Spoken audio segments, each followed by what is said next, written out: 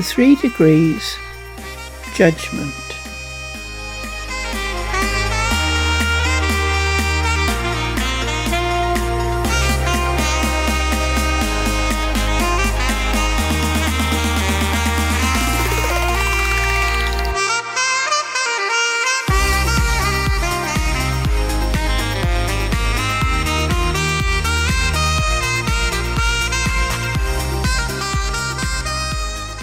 There is a tarot card called Judgment, which is number 20 in the Major Arcana suite. This is one card where designs differ wildly, as it depends on which meaning the card designer, in this case Salvador Dali, has used. We touched on some meanings when we looked at the Symbolism of Trumpets Tunnels and the Jubilee. See the video. And there are some cards that very specifically home in on the concept of Judgment Day. But within the spiritual path, the meaning is quite precise and has nothing to do with tunnels, although a figurative trumpet might be used.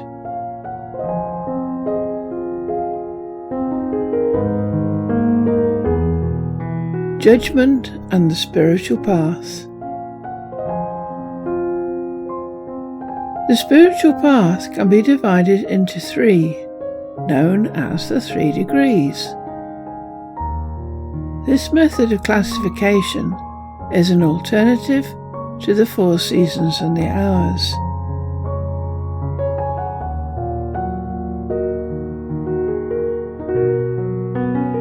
Judgment is the first of the 3 degrees, and its name comes from the last activity of the stage, which is indeed judgment. To put this into context, we will go through each of the events and activities of this degree.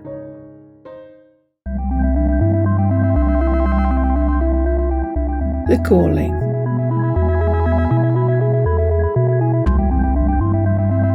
Whilst some retire to look after their grandchildren, others may find themselves called. There are even people who know nothing of the spiritual, but who nevertheless find themselves being called. In other words, we do not seek the spiritual world seeks us. Occasionally we are sought because we have ignored our destiny. At other times, we are sought because the time has arrived for us to fulfill our destiny. If the person is in their 50s, unaware they even have a destiny, and they are snuggling down to enjoy a quiet, event-free retirement. Being called can be quite a shock.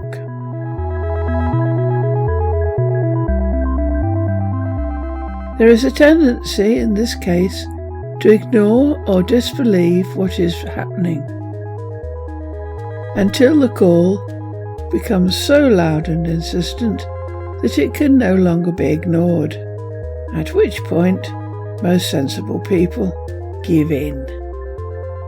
In the poem The Hound of Heaven by Francis Thompson, Francis describes not his quest for a spiritual life, but the unrelenting pursuit by the hound of his spiritual self.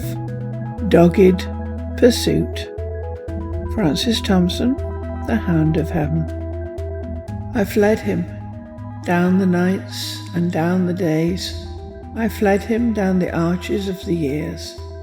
I fled him down the labyrinthine ways of my mind, and in the mist of tears I hid from him, and under running laughter from those strong feet that followed after.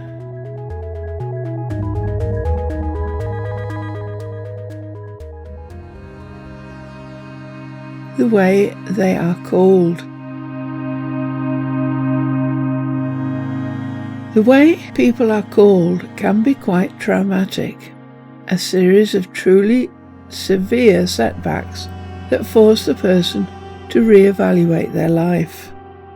Divorce, the loss of a business, destruction of the home by fire, or vandalism by burglars, financial traumas, loss of pension or investments, or a serious illness.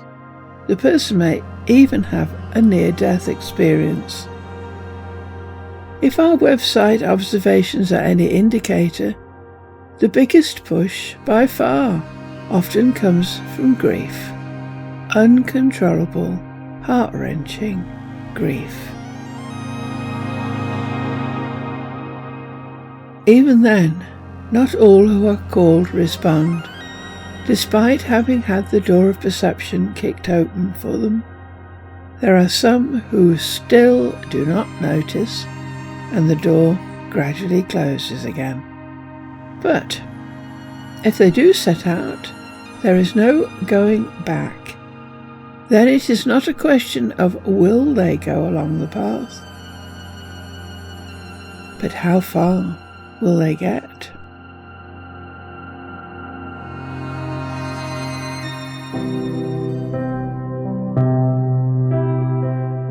The tests. Before the spiritual process starts, there are tests to see if you are a fit candidate to continue. Destiny determines whether you are called. The testing process determines whether you are able to do what will be needed. Shamans and heroes, in particular, appear to have to undergo a particularly severe testing process, because being a shaman or hero requires stamina, self-sacrifice, and enormous self-discipline. It can also be dangerous. So candidates, initiates, are tested to ensure they are mentally and physically able to cope. The process is somewhat like an audition. As certain roles in this play, see our theatre video, may be capable of being filled by more than one potential player. As such, there may be people who feel themselves called, but unknown to them, don't pass the audition. Figuratively speaking, they go back to the audience, unaware that this is what has happened. Very key players, again see the theatre video, may need to be healed to ensure they can stay the course, although this is all done to them. But the theatre analogy does not entirely hold, as those who pass the initial tests, the audition, are still monitored and tested the whole time without them ever realizing it, to make sure they can still cope with each stage, because it gets harder as you progress, much, much harder. As people fail the tests, the audience gradually gets bigger and bigger. But failure of tests does not mean failure of the person. They just don't have a part in the play, that's all. And no one is taken along the path unless they can cope with it and are capable of handling their role.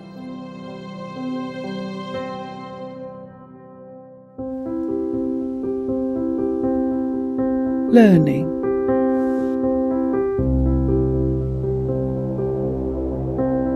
There are people who are called but never get beyond this stage. Sometimes they loop round endlessly, never quite grasping the lessons, or fooling themselves into thinking they are progressing but actually achieving nothing. Sometimes they can never quite give up their precious ego and pride, and fool themselves into thinking they are progressing when they are not. Progress is monitored by the invisible spiritual world and an initiate unable to learn the lessons goes no further. In many shamanic and mystic societies, this is not a stage in later life. The process is ongoing throughout their lives. And where the destiny, task to be undertaken in the great work, is exceptionally difficult, the education and experiences occur almost all the time, even though they may seem accidental to the person. Because the rebirth process, the next major stage, also called purgatory, see the video, can be so mentally taxing, there are also some cultures that have embodied in their practices techniques that enable the person to imagine and thus cope with what might happen. There are two basic ways in which learning takes place. One is first-hand via spiritual experience itself, and the other is second-hand via gurus and straightforward book or media learning. If you learn via spiritual experience, dreams, visions, inspiration, hallucinations, conscience, prophecy, even out-of-body experiences, knowledge of mystic symbolism is essential. Learning via books or videos clearly has its place, but books and gurus need to be carefully chosen. Leaves lie, Rosie.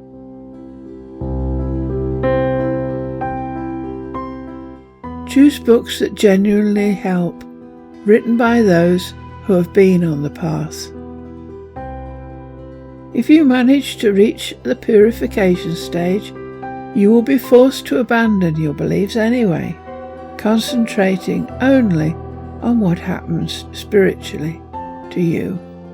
A video, purification.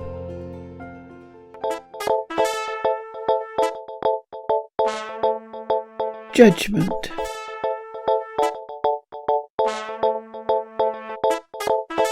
Does the spirit world force you in a trance or dream to undergo a terrible trial with numerous interrogators with trick questions? No.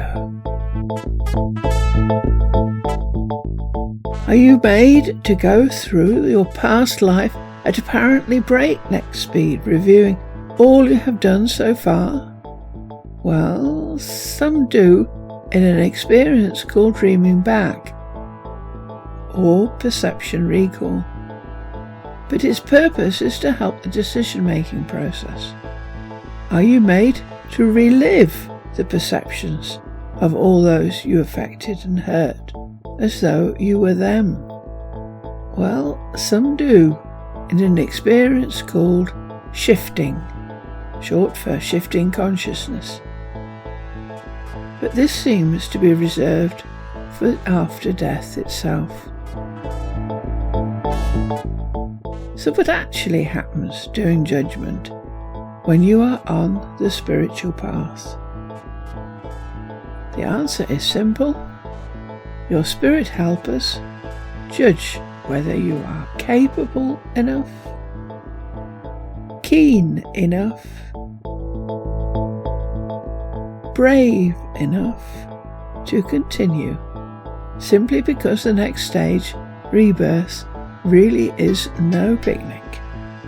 And even after this, during purification, the path does not get any easier, and the amount of work increases.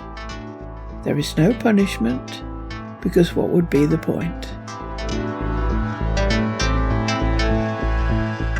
The spirit realm wants the great work to succeed, so it needs people capable of making this happen.